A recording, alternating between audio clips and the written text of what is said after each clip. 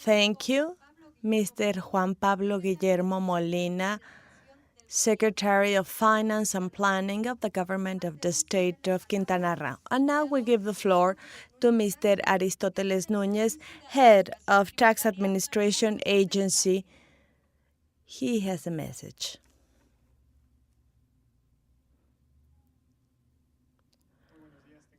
Good day to you all. I thank the hosts from the state of Quintana Roo that through Mr. Governor Roberto Wole cordially welcomes us. Also, I thank Mr. Cáceres, Municipal President, hosting us in this wonderful and beautiful city. Our friends from Mexico PAC, because of their initiative to organize this first forum, to have chosen Mexico, chosen Cancun, and particularly for summoning us here in such a relevant event for our tax administrations.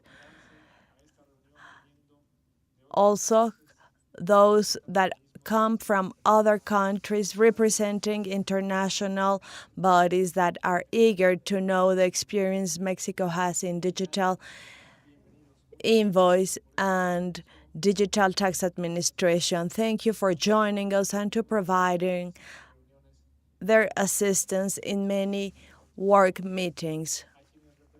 Those of you representing the private sector and today are the auxiliary branch to work in the certification and sealing and stamping and in the added value to all the economic stakeholders of our country with this scheme of electronic invoice, those that are called authorized certification vendors. Thank you for your attendance. Those of you representing other tax administrations from other countries and that would like to know and share this panel with the government of our country, with the tax administration agency to know and exchange experiences in the matter, also welcome. Mass media, fellow colleagues, public servants, thank you for your attendance. It is a great challenge for the public sector of any country to be able to migrate all the systems that are not necessarily digital where the public service lies. This public service, which is a reason to be of a public agency in any government, and our country is no exception. There is a national digital strategy promoted by President Peña Nieto through a unit of coordination of this digital national strategy aiming for the insertion of Mexico in the use of new technologies. And for this, we have several examples. There is the creation of the domain Mexico.org.mx with a portal where the citizen of our countries may conduct any proceeding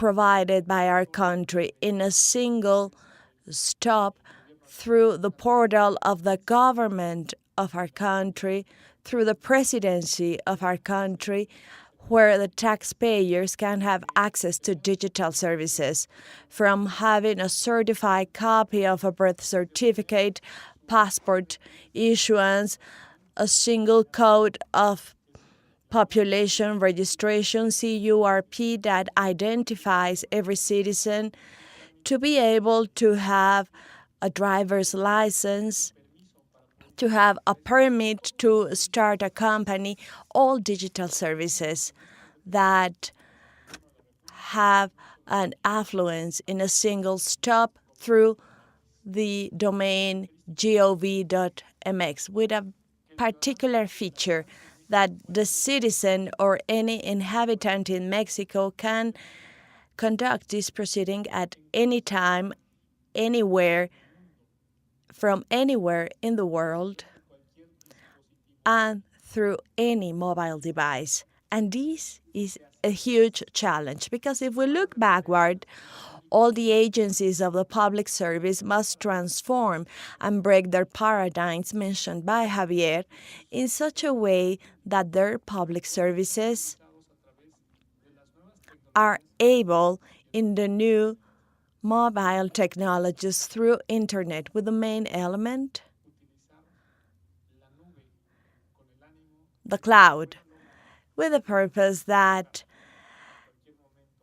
from anywhere at any time through any mobile device any citizen may perform a digital proceeding. And with these we should massify access to this portal, and citizens will be able to conduct these proceedings through their mobile telephones. So we're faced with a great challenge to provide internet access. Very likely they already have access to these devices. Very likely they have access to these devices that are smart. With the telephone density mentioned by Javier, then we only need to provide internet access so these people may have access to these digital services. The government of Mexico will subsidize the use of internet through gov.mx.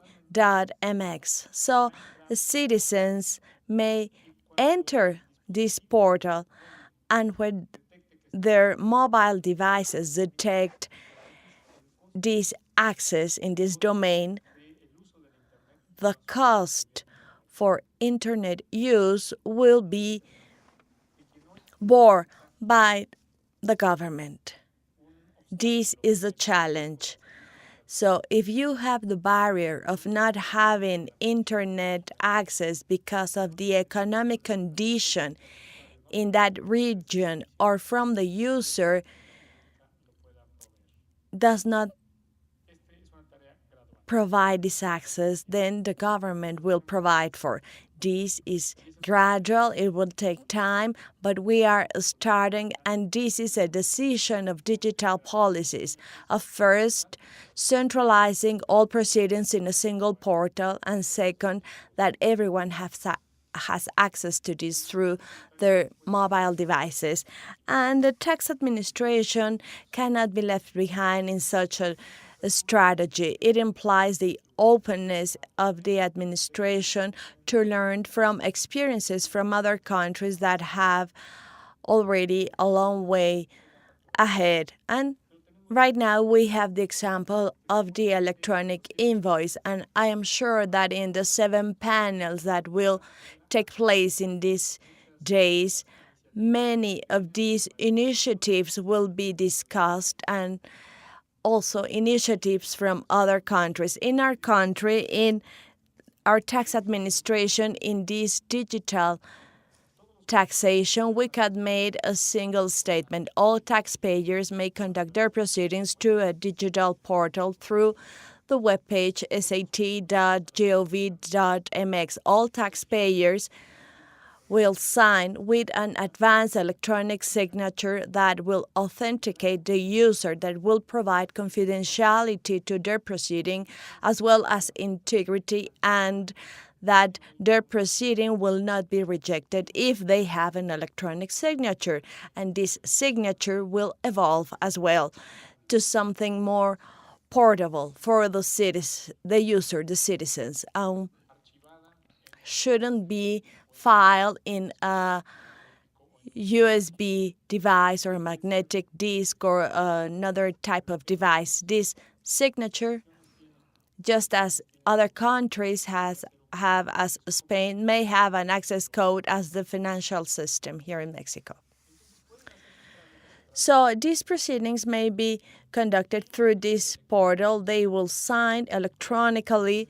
They will submit their tax returns through internet. All federal contributions returns are done through internet. These are electronic. All payments from these returns are electronic through a transference from our banking systems. So we we're facing some challenges. Thus, all invoices should be electronic. And this month, we are starting the electronic tax mail as a unique two-way communication between the administration agency and the taxpayer. And we are starting the electronic accounting book. This is such a great initiative as well as a great challenge that will require an adaptation period as well as an adoption period from the private sector, just as the electronic invoice did, because we are celebrating the 10th year with this. So what will continue? Electronic audits. And these digital services imply that most of the proceedings that 10 years ago were performed in presence and that the taxpayer would go to the bank with a check or with cash to pay their taxes, and they arrive with a tax return form that may have an average 10 pages. And the authority back then needed an optical recognition of characters technique in order to fill these forms and forced a physical displacement from the private sector to a tax office or a bank branch, bearing risks, costs, and time that have been deleted with these new electronic proceedings. This is a benefit for a taxpayer as well as for the authority, and these were the main statements of the use of new technologies lie, as well as the migration of our systems to electronic systems to make life easier for the taxpayer with the proceeding through internet without greater time or risk, and on the other side, that authorities can provide services that will facilitate the task of this government. And under these two statements, we are working. And let me tell you that tax authorities, federal and state and municipal, are not exempt from these tasks. We must meet this statement to provide digital services access to taxpayers, and on the other side, to facilitate our government tasks.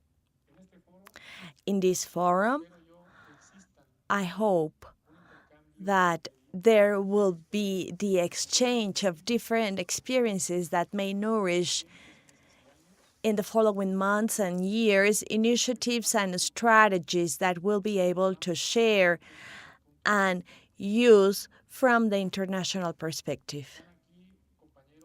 Here I see colleagues from the CIAT that I'm sure they will collect from this experience a pretty good proposal so that tax administrations will start using technological standards that will facilitate the exchange of information that we have as a need from the perspective of tax authorities. Everyone in the world has invoices, some in paper, and even some developed countries still use paper invoices. The most developed countries use paper invoices. The confirmation of veracity of these invoices in these cases force us to send via courier or to scan, digitalize these documents and send them through an email so that veracity of invoices may be confirmed in other places of the world. If we all had a technological standard regarding invoices, confirmation and veracity of these would be done in seconds. And the greatest beneficiary of such a dynamic would be the economic stakeholders of foreign trade, those that have transactions with other stakeholders from other countries, because before the need from the authority to verify or confirm authentication of these documents, the use of internet, the cloud, of a digital file would make it simpler as it is today. These are one of the huge challenges Tax Administration Forum has, where we can permeate many of these initiatives and begin to find what is next. So we will not be stopped here. No, we should use from this experience the new deployment of something that is a reality. Electronic invoices in Chile, Argentina, Colombia, Brazil, in other countries from Europe. But these invoice, sooner or later, and with the leadership of CIAT, may be a new international standard, and I'm sure the same path will be followed by the electronic signature, as well as taxpayer services portals, proceedings, payments, digital services from any government.